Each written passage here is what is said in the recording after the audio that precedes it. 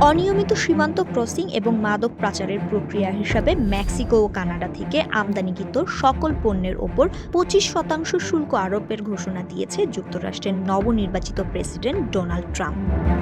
পাশাপাশি চীনা পণ্যের ওপর আরও 10% অতিরিক্ত শুল্ক আরোপের ঘোষণাও দিয়েছেন তিনি। এ খবর দিয়েছে আল জাজিরা। এতে বলা হয়, দায়িত্ব গ্রহণের প্রথম দিনেই এই শুল্ক নীতি বাস্তবায়নের প্রতিশ্রুতি দিয়েছেন ট্রাম্প।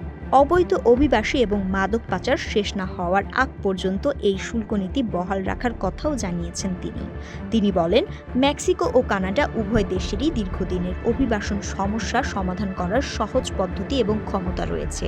আমরা আশা করি যে তারা এই ক্ষমতা ব্যবহার করবে। তবে যতক্ষণ পর্যন্ত তারা এই সমস্যার সমাধান না করছে, ততক্ষণ তাদের এর জন্য চড়া মূল্য দিতে হবে।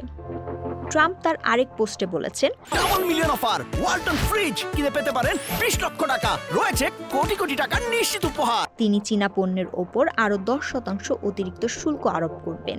চোরাচালান বন্ধে পদক্ষেপ না নেওয়া পর্যন্ত চীনা পণ্যের ওপর এই অতিরিক্ত কর আরোপ বহাল রাখবে ট্রাম্পের প্রশাসন।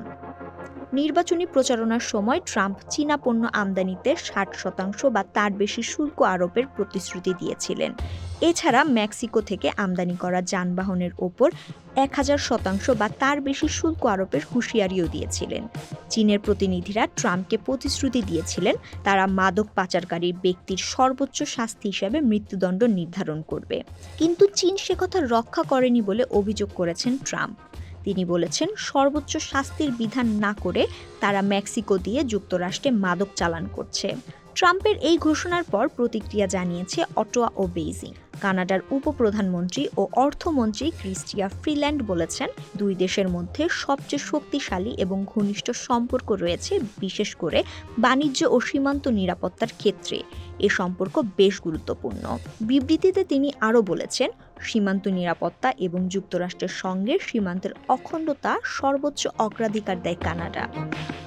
দুই দেশের মধ্যে ভারসাম্যপূর্ণ এবং পারস্পরিক সহযোগিতাপূর্ণ সম্পর্ক বজায় রয়েছে বলে মনে করেন কানাডার উপপ্রধানমন্ত্রী। ট্রাম্পের কর নীতি প্রসঙ্গে চীনের এক রাষ্ট্রদূত মনে করেন যে বাণিজ্য যুদ্ধে কোনো পক্ষই সফল হতে পারে না। দূতাবাসের ওই মুখপাত্র বলেন, চীনের ওপর মার্কিন শুল্ক ইস্যুতে বেইজিং বিশ্বাস করে যে চীন মার্কিন অর্থনৈতিক ও বাণিজ্য সহযোগিতা প্রকৃতগতভাবে পারস্পরিক সহযোগিতার উপর নির্ভরশীল।